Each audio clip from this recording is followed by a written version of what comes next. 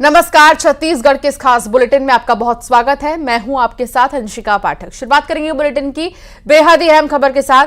छत्तीसगढ़ शराब घोटाले से जुड़ी खबर में आज अनवर ढेबर को रायपुर कोर्ट में पेश करेगी पुलिस। 11 बजे जिला न्यायालय में पेशी होगी। यूपी एसटीएफ ने अनवर ढेबर को गिरफ्तार किया है। दोनों पक्ष कोर्ट में अपना पक्ष रखेंगे। यूपी एसटीएफ रिमांड पर लेने की बात रखेगी। कल रात ही अनवर ढेबर की गिरफ्तारी हुई है और आज कोर्ट में पेशी। इसके अलावा कहा जा रहा है यूपी एसटीएफ रिमांड पर ले सकती है अनवर ढेबर को। आज अनवर ढेबर को रायपुर कोर्ट में पेश किया जाएगा। 11 बजे करीब समय बताया जा रहा है जब जिला न्यायालय में पेशी होगी। अभी 10:30 बज रही हैं, लेकिन ठीक आधे घंटे बाद जो है अनवर ढेबर की 11 बजे पेशी होगी कोर्ट में और 11 बजे करीब जिला न्यायालय में पेशी होगी।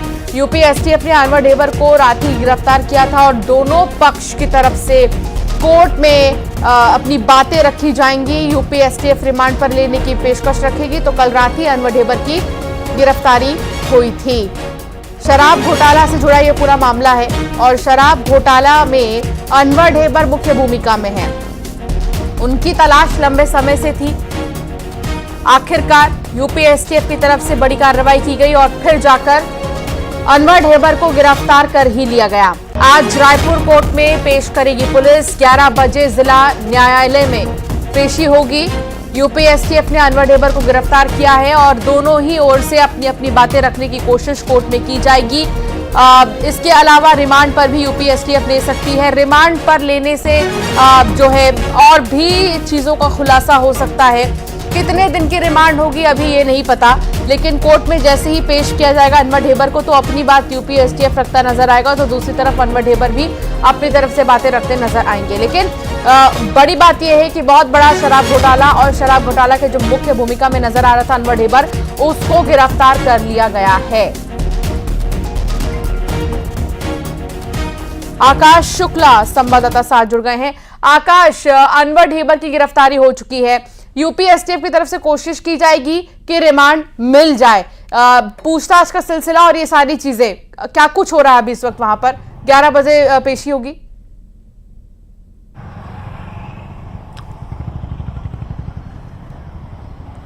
आकाश से कुछ तकनीकी दिक्कतों की वजह से संपर्क नहीं हो पा रहा, दोबारा साधने की कोशिश करेंगे।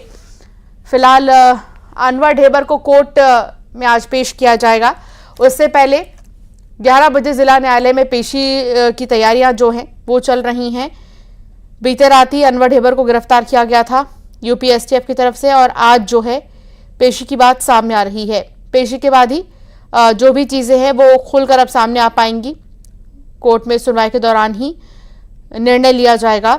आज शराब घोटाला मामले में अनवर ढेबर को क्योंकि गिरफ्तार कर लिया गया है, आज रायपुर कोर्ट में पेशी होगी। एसटीएफ ने, यूपी की एसटीएफ ने शराब घोटाले में नकली होलोग्राम केस में अनवर ढेबर को गिरफ्तार किया। बता दें कि देर रात ही भारी गहमा गहमी के बाद जाकर रायपुर कोर्ट में आज पेश किया जाना है अनवर ढेबर को और साथ ही इसको लेकर तैयारियां तेज है। आकाश शुक्ला संवाददाता साथ जुड़ गए हैं। आकाश, आप तक आवाज आ रही है? आकाश, आज क्या कुछ होने वाला है? 11 बजे कोर्ट में पेश किया जाएगा अनवर ढेबर को। जी बिल्कुल, शराब घोटाले मामले में आज कोर्ट में पेश किया जा रहा है अनवर ढेबर को। बता दें अनवर ढेबर शराब घोटाले मामले में लंबे समय से जेल में थे। इसके बाद उन्होंने जमानत याचिका लगाई थी जिस पर कोर्ट ने उन्हें जमानत दे दिया था, लेकिन इसी बीच जो है उत्तर प्रदेश की एसटीएफ टीम ने उन्हें गिरफ्तार करने पहुंची। यहाँ पर जब उन्हें गिरफ्तार करने पहुंची तो कल खूब नाटक हुआ। कल की बात है जो उनकी तबीयत को लेकर परिवार वाले सवाल उठाते रहे। इसी बीच जो है उन्हें अस्पताल ले जाने की बात करते रहे। सभी तमाम परिवार वाले जो है वो जेल में पहुंचे थे। इस दौरान काफी उन्होंने विरोध भी किया। इसके बाद जो है पुलिस की मदद से उन्हें सिविल लाइन पुलिस थाने ले जाया गया। उनका जो है वो स्वास्थ्य परीक्षण कराया गया। इसमें उन्हें फिट पाया गया। इसके बाद जो है एसटीएफ टीम जो आज उन्हें रायपुर कोर्ट में पेश करने वाली है, अनुमति लेने वाली है। इसके बाद उन्हें जो है उत्तर प्रदेश ले जाया जाएगा पूछताछ करने के लिए। यहाँ पर जो है जिला कोर्ट से अनुमति मांगी जाएगी उन्हें हिरासत में लेने के लिए, क्योंकि वहां भी नकली होलोग्राम मामले में उत्तर प्रदेश में उनके खिलाफ जो है वो मामला यूपी पुलिस ने दर्ज किया, एसटीएफ की टीम ने दर्ज किया। ऐसे में जांच होना है, उत्तर प्रदेश कोर्ट में भी उन्हें पेश किया जाना है। तो आज 11 बजे जो कोर्ट में पेश किया जाएगा अनवर ढेबर को, उसमें कोर्ट का फैसला आने वाला है। जी बहुत शुक्रिया जानकारी साझा करने के लिए आकाश। सूरजपुर में पत्नी ने पति की हत्या कर दी, कुल्हाड़ी से वार कर हत्या की है। आरोपी पत्नी मौके से फरार हो गई है। हत्या के कारणों का खुलासा नहीं हो पाया है, जांच कर रही है पुलिस। जिलमिल थाना क्षेत्र के डाला बहरा गांव की ये वारदात है, जहां पत्नी ने पति की हत्या कर दी। किस बात को लेकर इतनी बड़ी घटना को अंजाम दिया पत्नी ने, इसके बारे में अभी कोई जानकारी नहीं है। पत्नी फरार है, पत्नी की तलाश में पुलिस जुट गई है।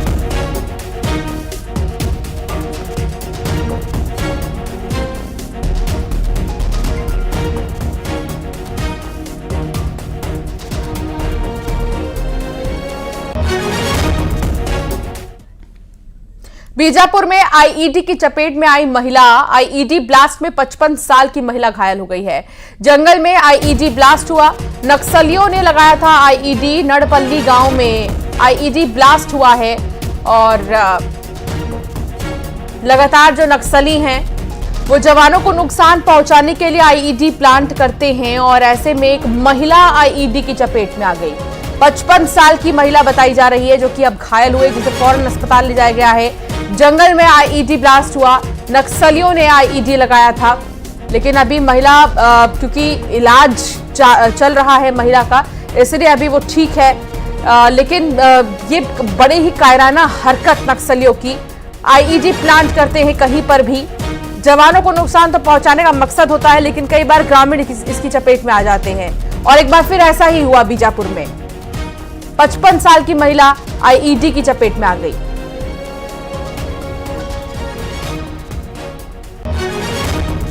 दिनेश गुप्ता संवाददाता साथ जुड़ गए हैं। दिनेश, क्या जानकारी?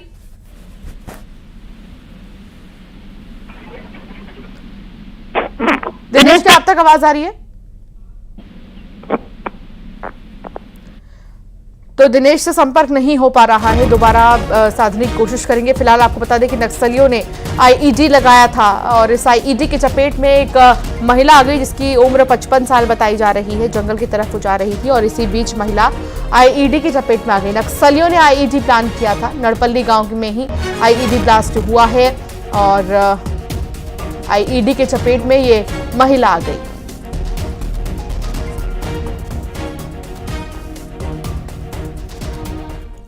अंबिकापुर से खबर, जहां गलत ऑपरेशन ने महिला की आंखें छीन ली। जी हां, आंखों की रोशनी छीन ली। मरीज के परिजनों का बड़ा आरोप है, मेडिकल कॉलेज अस्पताल में डॉक्टरों की बड़ी लापरवाही सामने आई है। गलत ऑपरेशन करने से महिला की आंख की रोशनी चली गई है। नाक का ऑपरेशन होना था, लेकिन बड़ी लापरवाही यहां पर देखने को मिली। नाक का ऑपरेशन करने के लिए मेडिकल कॉलेज में भर्ती किया गया था महिला को। अस्पताल में आनंद फानन में अब महिला को रायपुर रेफर किया गया है। यह बहुत बड़ी लापरवाही यहां के अस्पताल की देखने को मिली, जहां ऑपरेशन करना था नाक का, लेकिन आंख का ऑपरेशन कर दिया गया। ऑपरेशन कराया है, अब अच्छे खासे तो मैं आए यहाँ, लेकिन मोर पूरा रोशनी चला गई। पहले ठीक रही मोर आए, अभी पूरा नहीं दिखत है, एकदम कालापन भी बहुत दिक्कत है। कैसे हुई इसका? अब पता नहीं ऑपरेशन के बाद कैसे हुई। किन परिस्थितियों में ऐसा हुआ है, क्या कारण है? ये तो एक मतलब सर्जिकल प्रोसीजर्स के तहत क्या क्या मतलब प्रक्रिया अपनाई गई है, इसके संबंध में पूरा जानकारी दी जाएगी करके।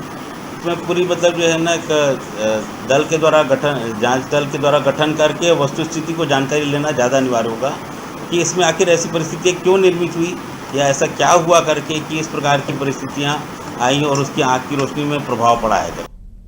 श्रवण महंत संवाददाता साथ जुड़ गए हैं। श्रवण, घोर लापरवाही अस्पताल की, नाक का ऑपरेशन कराने पहुंची महिला की आंखों की रोशनी ही छीन ली गई, कौन है जिम्मेदार? जी बिल्कुल बड़ी लापरवाही है मेडिकल कॉलेज अस्पताल में बजट डॉक्टरों की।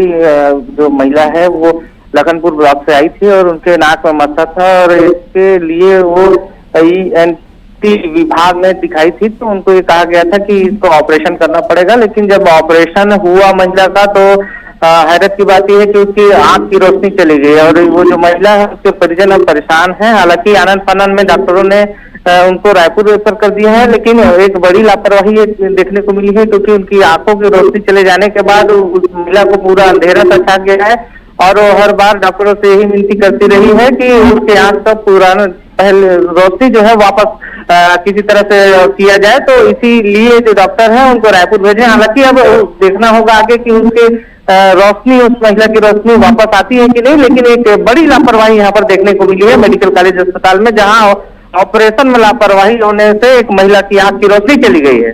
जी बहुत शुक्रिया श्रवण, जानकारी साझा करने के लिए। लोकसभा चुनाव के बाद साय कैबिनेट की पहली बैठक आज होगी। महानदी भवन में मंत्रालय में यह बैठक होगी। मोदी की गारंटी पूरा करने के लिए कई अहम फैसले हो सकते हैं। मंत्रिमंडल विस्तार को लेकर भी बैठक बेहद अहम हो सकती है। तो आज क्योंकि साय कैबिनेट की मीटिंग है, आज कई मंत्री एकत्रित होंगे एक ही छत के नीचे लोकसभा चुनाव के बाद, और आज मोदी की गारंटी पर चर्चा संभव है। आकाश शुक्ला संवाददाता साथ जुड़ गए हैं। आकाश, आज लोकसभा चुनाव के बाद पहली बार कैबिनेट की मीटिंग होगी। कौन से ऐसे मुद्दे हैं, कौन से ऐसे पॉइंट्स हैं जिन पर आज चर्चा की जा सकती है?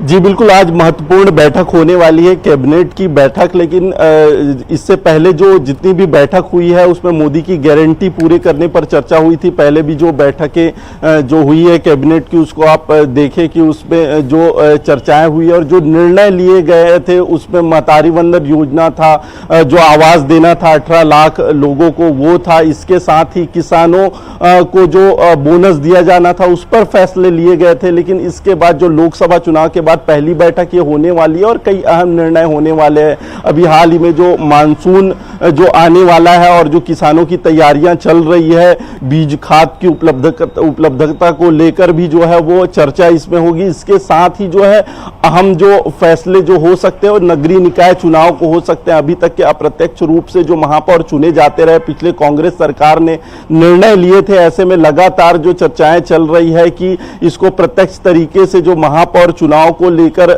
जो बात सामने आ रही थी, सरकार अहम निर्णय ले सकते हैं। इससे पहले जो कैबिनेट बैठक से पहले कई समीक्षा बैठक हर विभाग की हुई है, योजनाओं की फाइलें मंत्रियों ने मंगाई है और पूरी तैयारियां जो है हफ्ते भर से चल रही थी। इससे पहले जो विष्णुदेव साय ने लगातार समीक्षा बैठक अलग अलग विभागों की अब एक साथ जो बैठक कर रहे हैं, तो कई अहम निर्णय होने की उम्मीद है। दोपहर 3 बजे से शाम के 6 बजे तक ये बैठक चलेगी मंत्रालय महानदी भवन में। जी बहुत शुक्रिया आकाश, जानकारी साझा करने के लिए। तो फिलहाल जो ये बैठक है बेहद ही महत्वपूर्ण है क्योंकि लोकसभा चुनाव के बाद ये मीटिंग हो रही है।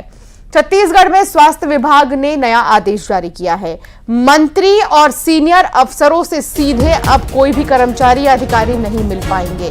दरअसल कर्मचारियों को अब मंत्रियों से अगर मिलना है तो उन्हें पहले अनुमति लेनी होगी।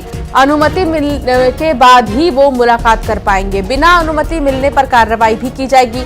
स्वास्थ्य विभाग की तरफ से यह आदेश जारी किया गया है। अपर मुख्य सचिव ने ये पत्र एक जारी किया जिसमें कि ये बातें लिखी गई हैं, कही गई हैं कि छत्तीसगढ़ में किसी भी मंत्री से मिलने के पहले अनुमति कर्मचारियों को, अधिकारियों को लेनी होगी।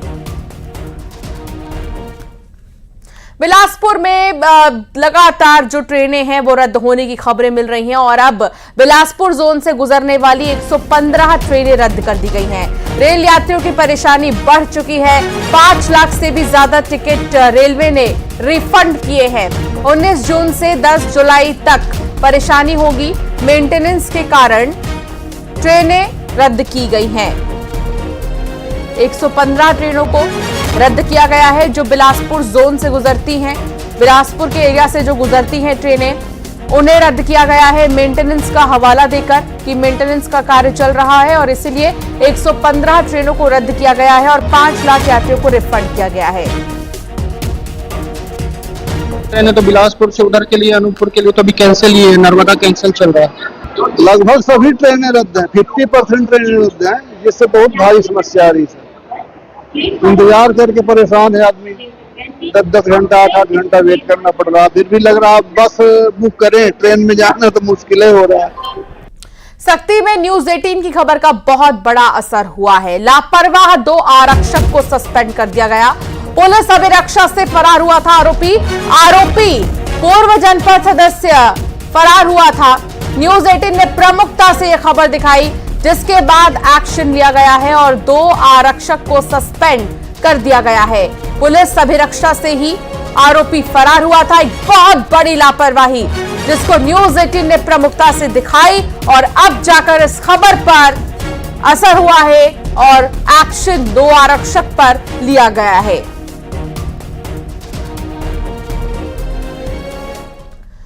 दुर्ग में आरटीई एडमिशन में फर्जीवाड़ा हुआ। 2 लोगों के खिलाफ मामला दर्ज कर लिया गया है। जिला शिक्षा अधिकारी ने एसपी को दस्तावेज भी सौंपे हैं। फर्जी दस्तावेजों से एडमिशन दिलाने की कोशिश हुई है। कलेक्टर के आदेश पर जांच की गई और फिर अब मामला जो है उजागर हो गया। आरटीई एडमिशन में फर्जीवाड़ा हुआ है। राइट टू एजुकेशन कोटे में जब भी एडमिशंस कराया जाता है तो फीस जो है वो कम होती है, कहीं कहीं पर फीस माफ भी हो जाती है और ऐसे में आरटीई के तहत एडमिशंस कराने में लगातार फर्जीवाड़े सामने आ रहे हैं। 2 लोगों के खिलाफ मामला दर्ज किया गया है।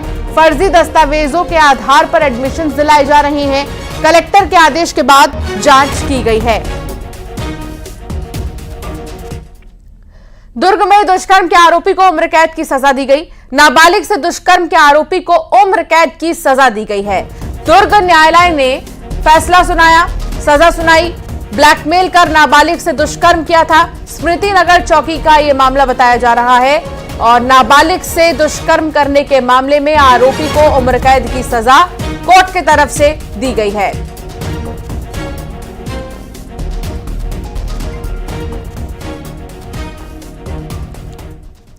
कवर्धा में पुलिस एक्शन में नजर आ रही है। यातायात पुलिस एक्शन ले रही है।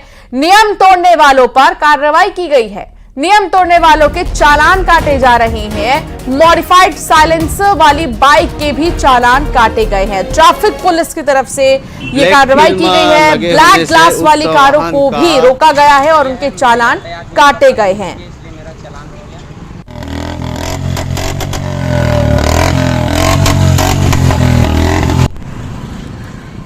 ब्लैक फिल्म लगे होने। तो वही बलौदाबाजार से खबर, जहां बड़ी मात्रा में गांजा बरामद हुआ है। गांजा तस्कर पर पुलिस ने कार्रवाई की है और लगभग 10 किलो गांजा जब्त किया गया है। एक तस्कर को भी गिरफ्तार किया गया। गांजा बेचने की फिराक में आरोपी था। गांजा तस्करी के नेटवर्क का पता लगा रही है पुलिस कि आखिर कहां से गांजा जो है सप्लाई हो रहा है। तस्करों से पूछताछ चल रही है। बड़ी कार्रवाई की गई है और कई लाख रुपए के गांजे जब्त किए गए।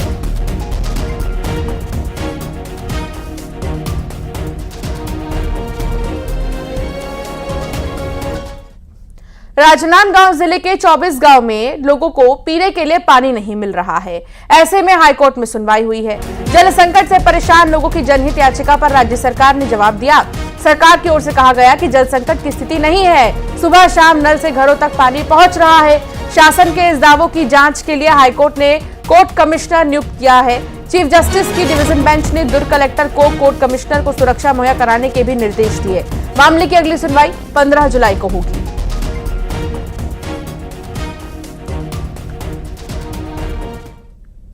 बस्तर में जल्द ही ग्रामीणों के खातों में ऑनलाइन करोड़ों रुपए डाले जाएंगे। वन विभाग ने इसकी तैयारी शुरू कर दी है। हरा सोना कहलाने वाले तेंदुपत्ता से हजारों आदिवासी ग्रामीण लखपति बनेंगे। इस बार तेंदुपत्ता का टारगेट से भी ज्यादा संग्रहण हुआ है। बस्तर के चारों वन मंडल में 1,81,827 तेंदुपत्ता संग्राहक परिवारों के खातों में पैसा डाला जाएगा। कुल 1,55,49,00,000 रुपए ग्रामीणों के खाते में जाएंगे।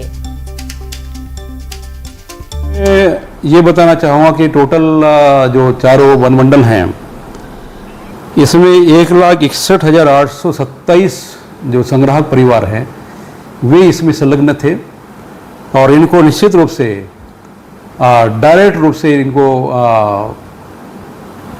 आर्थिक लाभ मिलेगा और भुगतान की कार्रवाई हमने चालू कर रखा है। जिनके पास में बैंक खाते हैं और जो सक्रिय खाते हैं उसमें भुगतान की कार्रवाई जारी है। छत्तीसगढ़ में आज भी आंधी और बारिश के आसार हैं। सभी संभागों में अगले 3 से 4 दिनों में प्री मानसून की अच्छी बारिश की संभावना है। कुछ दिनों में मध्य छत्तीसगढ़ में मानसून एक्टिव हो जाएगा और अगले 24 घंटे में 15 से ज्यादा जिलों में बारिश की संभावना है।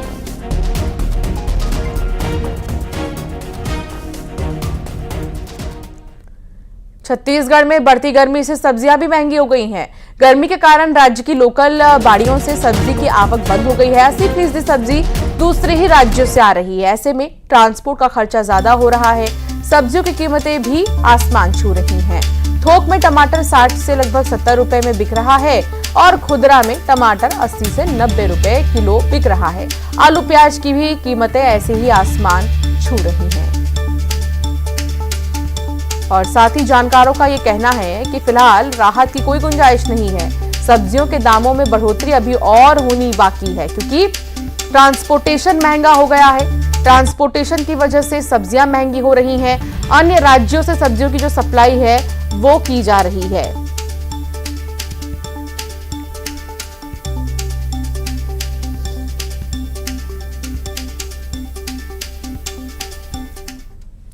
और अब एक नजर टॉप 20 खबरों पर।